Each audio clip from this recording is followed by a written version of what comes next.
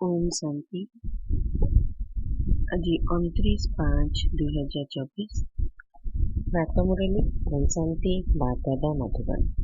आज महावाक्य, बाबा कहले मिठे बच्चे, तुम्हें जदि बाबा को मने पकाइब तेबे बाबा मध्य तुमको मने पकाइबे।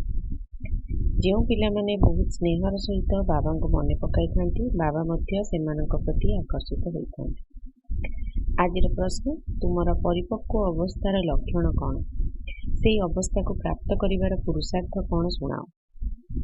उत्तर, जेतेबेले तुमर परिपक्व अवस्था होइजिवो सेतेबेले तुमर सबु कर्मेंद्रिय शीतल होइजिवो।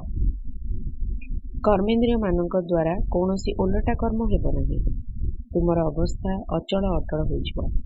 वर्तमान समयर अटल अवस्था द्वारा ही 21 जन्म पर्यंत कर्मेंद्रिय माने तुमर अधीन होइजिबे।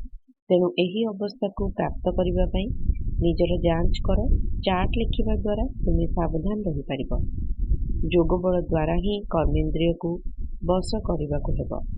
जोग ही तुमर अवस्था को परिपक्व करिदेबो।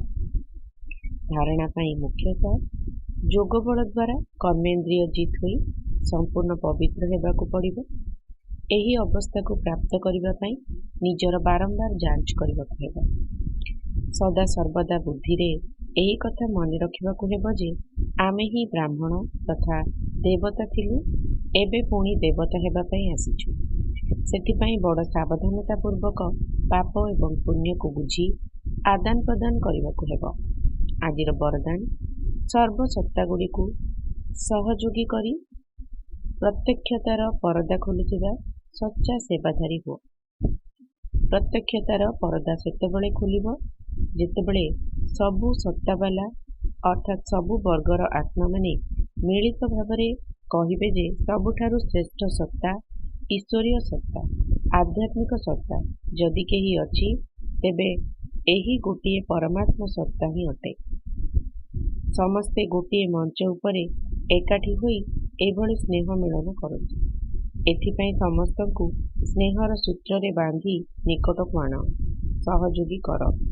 तुम मानकर स्नेह ही चुंबक भली कार्य करिबो, जहाँकि समस्ते एका साथिरे संगठित रूपरे निजर पितांकर मंच उपरे पहुंची जिवे।